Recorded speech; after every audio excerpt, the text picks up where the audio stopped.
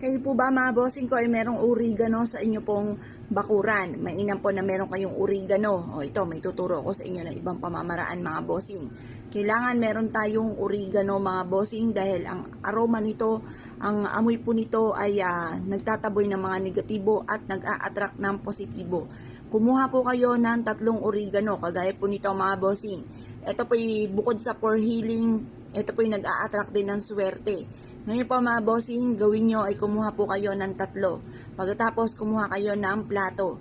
Yan, para meron tayong yung ating ilalagay na asin ay hindi magme-melt sa sahig.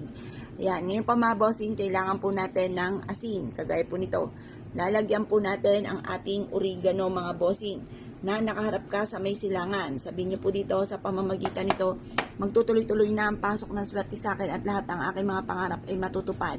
Mag-wish na kayo ng walang gamit na sana, direct to the point. Kasi pag kayo gumamit ng sana, ibig sabihin parang alanganin pa.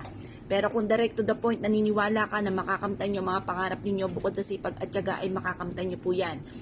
Ngayon pa mga bossing, itodo-todo na ang mga kahilingan.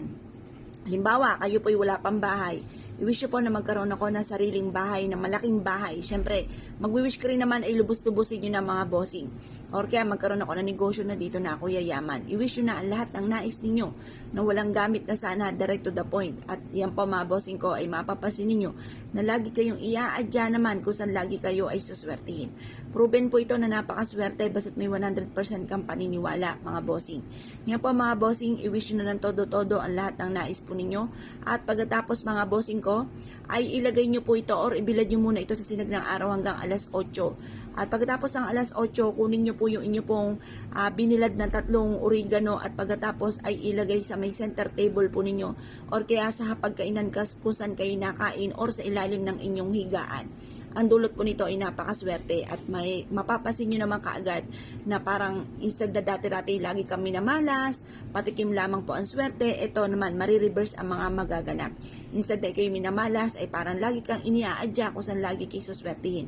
Nagagawa mo yung mga bagay na hindi mo nagagawa dati na parang dati-dati ay lagi kami namalas, ngayon marireverse po yan, mababago ang takbo ng inyong pamumuhay. Kung kayo po'y naniniwala at nais nyo po itong gawin, mula sa inyo pong puso, gawin nyo po ito at i-mindset nyo na kayo magiging matagumpay. Pansinin nyo po mga bossing, kahit isulat nyo po lahat ang mga kamalasan ninyo at sunugin nyo po ito, tandaan po yan mga kamalasan na mga dumating po sa inyo.